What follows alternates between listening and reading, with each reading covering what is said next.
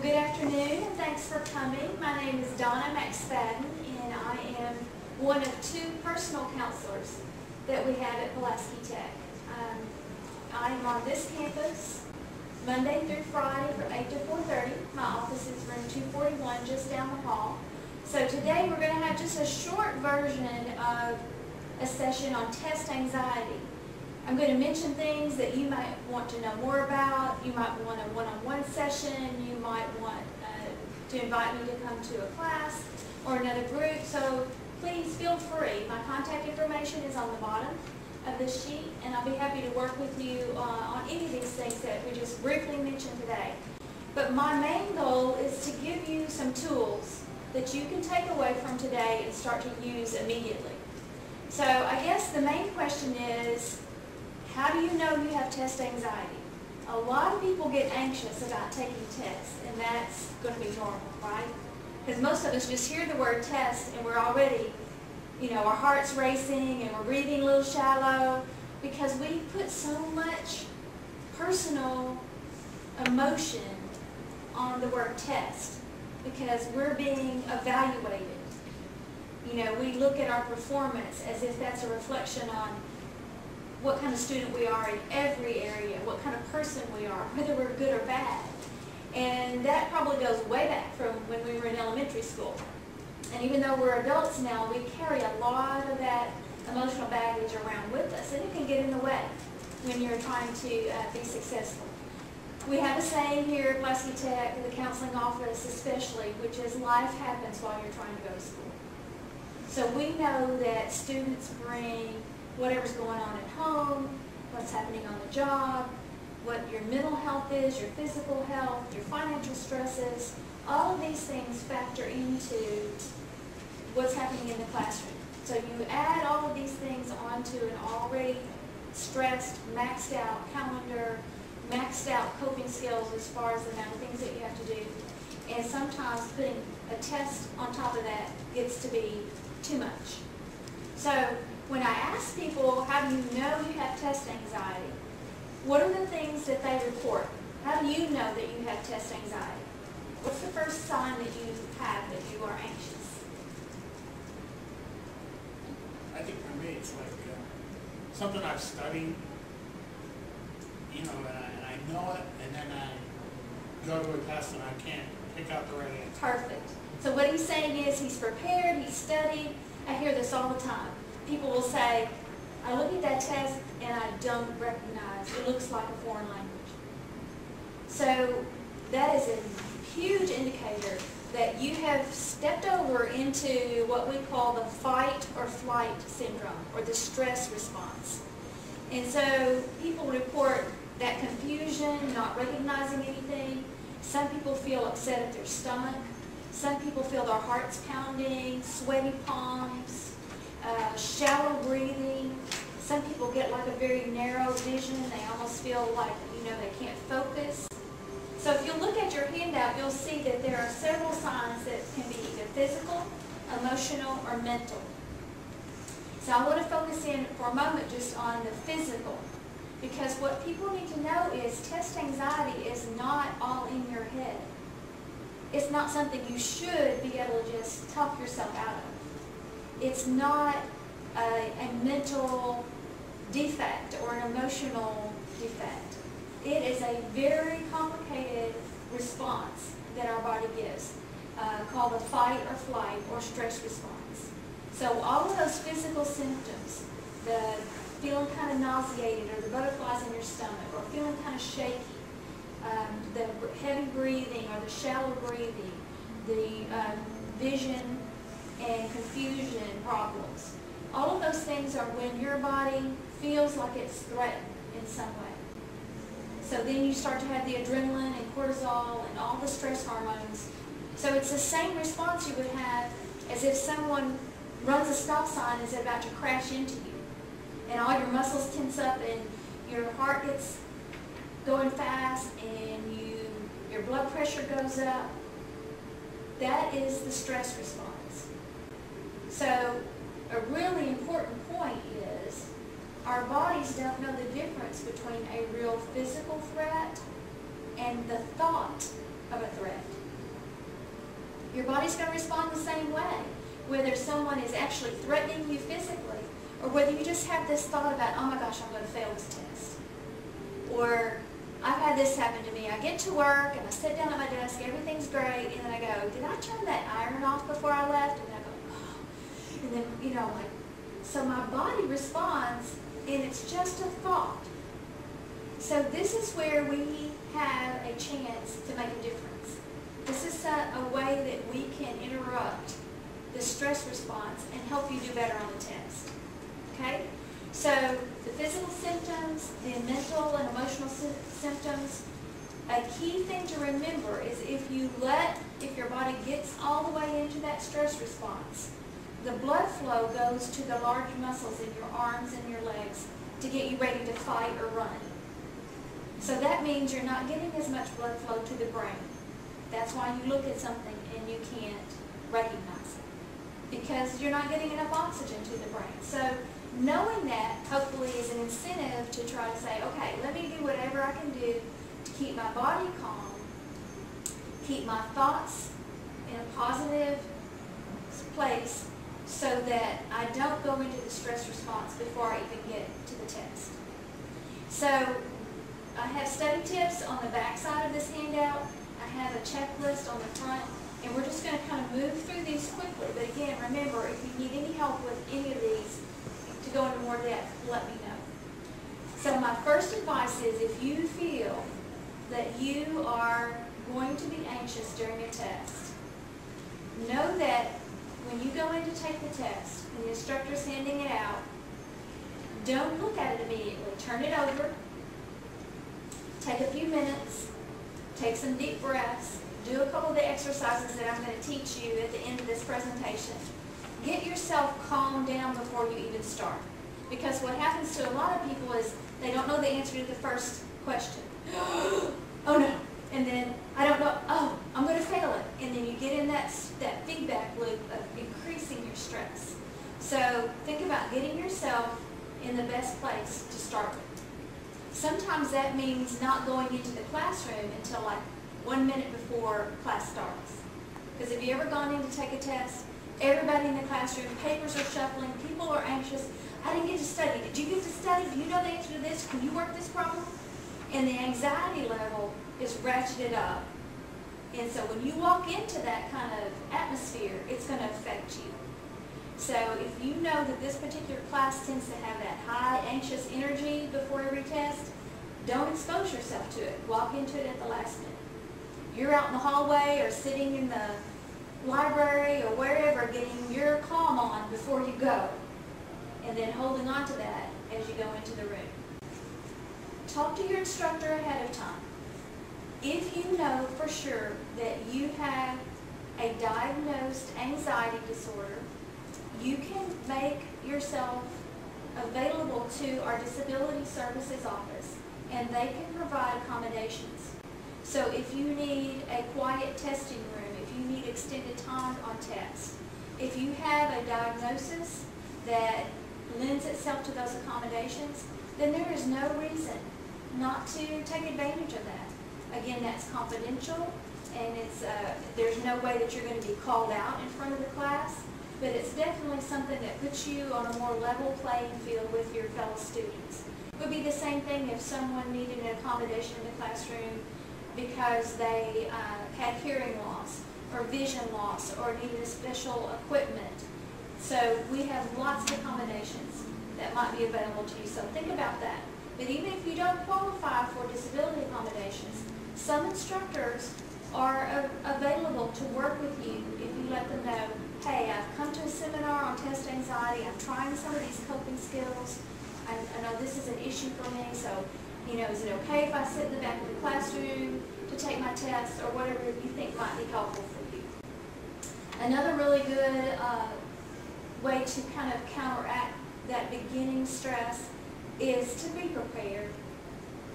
I can't tell you how many times people say, well, if I've studied, I'm a lot less anxious. Okay, yeah, that does make sense, doesn't it?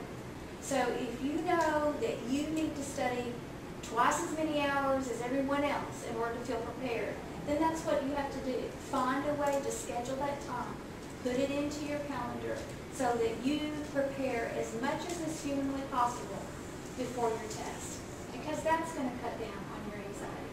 If you need the free tutoring or learning assistance center that we have, if you need to get an appointment with the instructor to better understand something, if you need a study partner, someone in your class, use those resources. Use what we have here on campus. It's free and available and confidential to prepare you so that you go in ready for your test.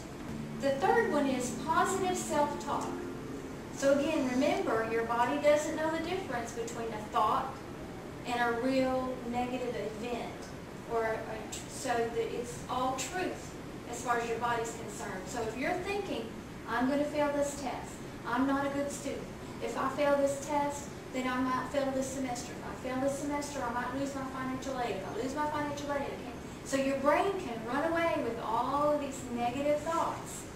And again, you're distracted from your test, but you're also getting your body chemically into this stress response. So practice positive self-talk.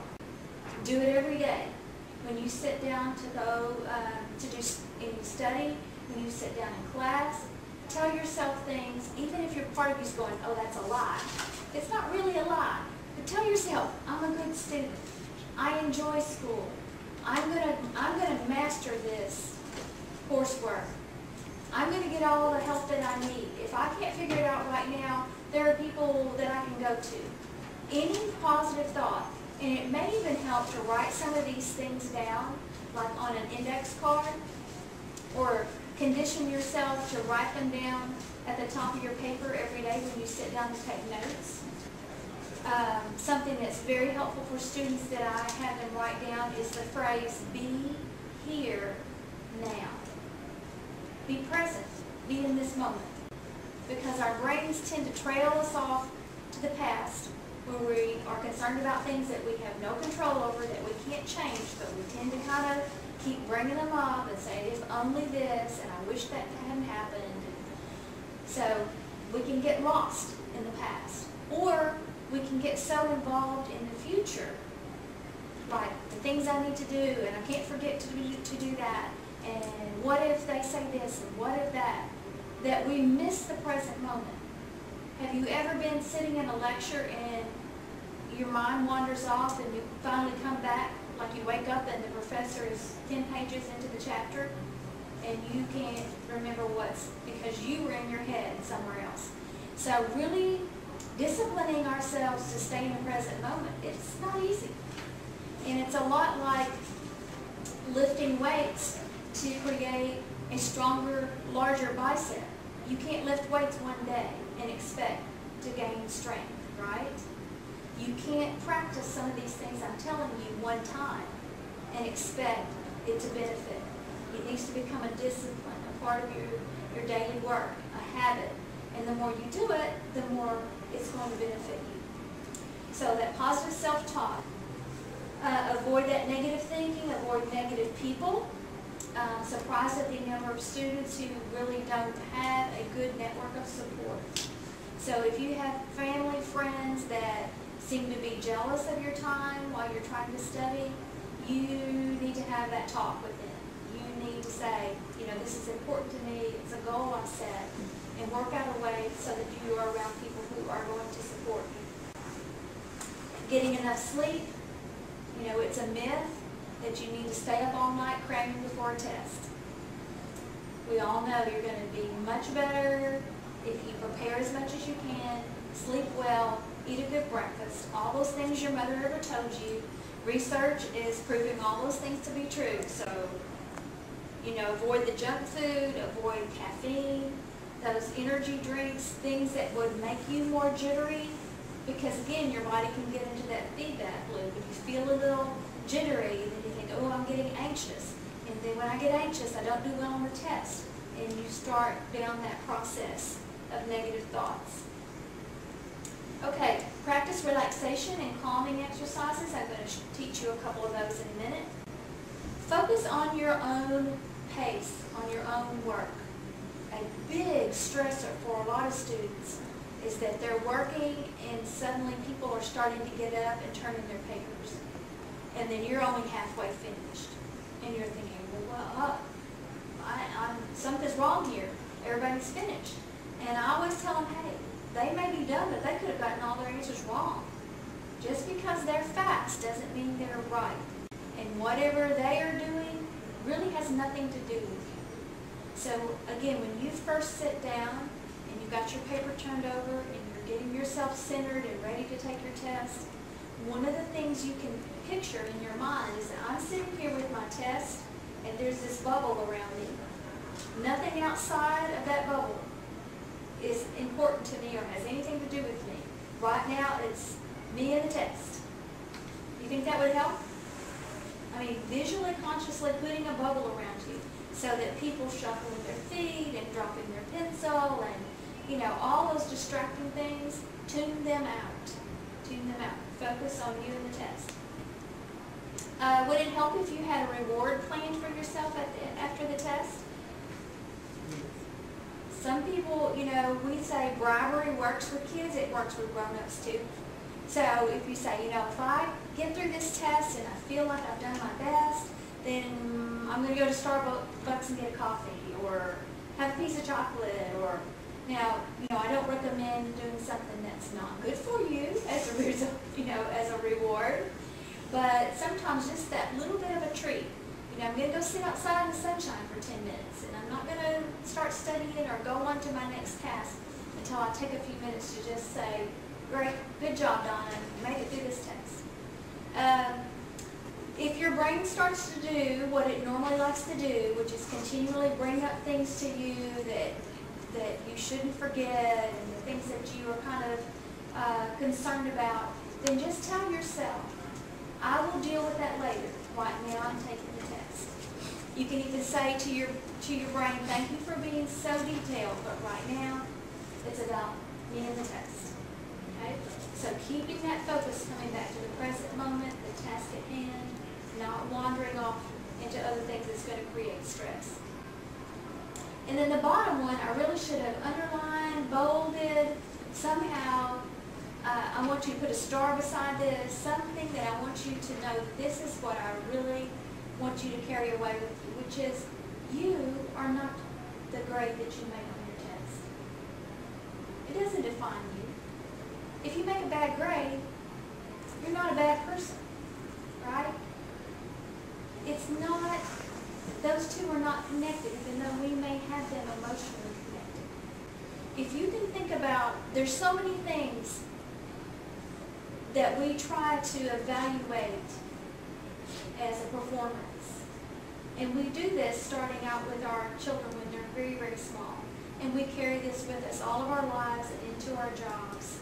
And we are continually evaluating and judging our performance in all kinds of ways.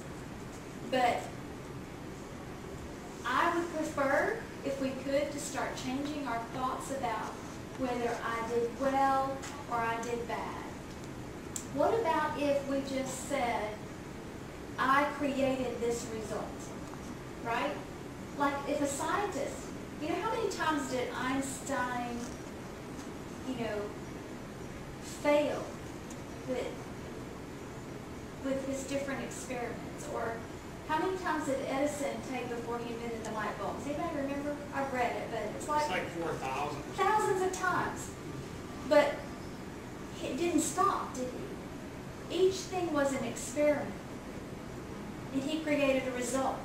And from that result, he changed or tweaked or got a new idea. And eventually the light bulb was created. So how about if you looked at each time you took a test or each time you turned in a paper and the instructor gives you feedback, whether that's written in words or whether it's a numerical grade, you start to see it as, well, this is the result I created. It's not, I did really good or I did really bad. Can you wrap your head around that concept? You see how it might be more helpful to think of it in that way? It's a little abstract, but think about it. Think about it. Because what I'm wanting you to do is not get into that place of judgment, but to find, oh, this is where I need to self-correct. I made this grade, I only studied 30 minutes. What does that tell me? perhaps I should have studied an hour and a half if I wanted to have a much higher grade. So you create a result and then you adjust according to that.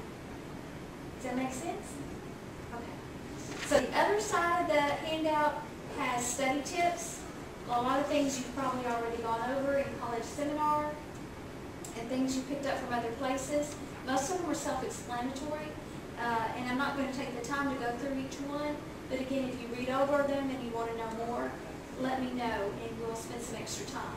Because I wanted to give you just a few minutes of a couple of relaxation techniques that you can start to use today. So when you start feeling anxious, whether it is while you're taking an exam, or if you're about to go into a job interview, or you're trying to lay down and go to sleep at night and you're concerned about your kids, or whether you can pay the mortgage, or, you know, all those things that are part of the human experience. We can get robbed of our peace and our joy and our sleep and, you know, just the everyday quality of life, because stress is a huge factor. It's a huge factor for most of us. So, everybody can sit where you can put both feet on the floor, and you can put your papers aside, and just put your hands in your lap. And I want you to start by focusing in on your breathing. So when I've talked about being in the present moment, one of the most effective ways to know if you're in the present moment is to just think about breathing. So you hear people say all the time, well, just calm down, take a deep breath.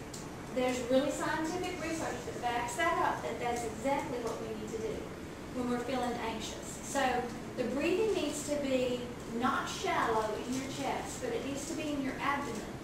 So if you're taking a really deep breath, your abdomen or your stomach will come up and down rather than your chest. Okay? So sometimes it helps if you just put your hands on your abdomen, take a deep breath in, breathe in through your nose, and blow it out through your mouth. And if you're breathing correctly, your hands will go up and down rather than your shoulders or your chest. So you need to close your eyes so that you're not distracted. Take a deep breath. And then exhale. Do a couple more, breathing in. And breathe out. So if anyone is a singer, this is called diaphragmatic breathing. This is what singers, swimmers, martial artists, a lot of athletes have to learn to breathe deeply in this way. So taking deep breaths, focusing in on what the air feels like as you breathe in and breathe out, gets your mind back in the present moment. Now, a few seconds of breathing, and then your brain says, okay, enough of that. Now let me talk to you about all these other things I got you to, keep you aware of. So you can change to give your brain something to do. You can move into something called 7-11 breathing. That's just a counting of 7 when you breathe in and count to 11 as you breathe out. It's just a little trick to keep your brain busy. So breathing and counting. And then what a lot of people can do once you've mastered that breathing, get in a good, nice relaxation rhythm with your breathing, you can start to focus on something we call progressive muscle relaxation. So if you have a hard time letting go, going to sleep at night, this is a great exercise. So you start out with your deep breathing, and then just turn your mental focus onto picturing your toes. And then move from your toes to the bottom of your feet, the tops of your feet, and your heels, and your ankles. And then progressively move up your body just like you're doing a CT scan. And as you breathe deeply, focus on increasing the circulation in those muscles, relaxing the muscles, and go through every muscle group to the top of your head. So from your toe to the top of your head. That can take 20, 30 minutes. You can stretch it out, or you can make it go short and quick. But usually most people fall asleep before they get to their head, right? Because you're consciously turning your focus into relaxing. And if this is something you practice every day, you get good at relaxing. Then when you sit down to take a test, you close your eyes, you take 3 deep breaths, you tell yourself to relax, and your body's going to respond. because you've conditioned it to relax when you breathe. Okay? So progressive muscle relaxation is a really good one. Another quick way to relax, again, when you're sitting down to take a test, you feel yourself getting anxious, or you're in the middle of the test and you begin to feel anxious, turn the test over, close your eyes, take some deep breaths, and take just a second to picture something in your mind, like a snapshot. And it can be the face of someone that you love. It can be puppies, kittens, the ocean, mountaintop, clouds, whatever makes you feel good. Because again, we're trying to rework that chemistry. We're trying to stop the stress response and engage our bodies in the relaxation response. So all this sounds like, could that possibly work? Because in America, we're so quick to want to say, well, I need to take a pill. But what we know is we can take control. You can conquer anxiety, not overnight, but with several of these different tools. And sometimes just one thing works well for one person, and something else works for another. Some people are like, I have to try all of it. But I can eventually feel like I'm more in control. I have another one. This is really kind of an interesting concept. There is a relaxation pressure point in the palm of your hand. So have you seen these little super bouncy balls that the kids get out of the gumball machines? Okay, all right. I'm not very good. Can you catch? Yes. All right. Okay, I'm coming to you in the back. You ready? Ah. Okay. You're good? She doesn't want me to throw one to her. But if you take this, you can either massage this part of your palm, but when you're taking a test, you need one hand available to write. So you can take one of these little squishy balls, or you can use a marble if you want something harder, and put it in that spot in your palm, and you can just squeeze and relax. And you need to take a deep breath in as you squeeze, and exhale and relax. So you can even have that in your pocket when you're going for a job interview, or, a lot of people have, remember the worry stones that people used to have, things that you could put in your pocket to rub together. So this is kind of that same concept, but the idea is you need to really be putting the pressure on that spot in the middle of your palm.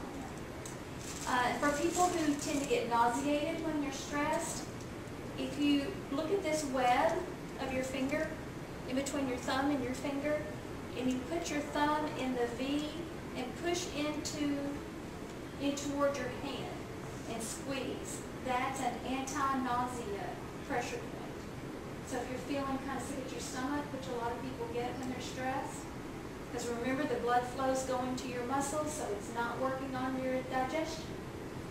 Okay? So that's another thing that you can do. That's quite a few little tricks that we have to offer for specifically for test anxiety today, but you can try in other areas of your life as well and see if they work. Anybody have any questions?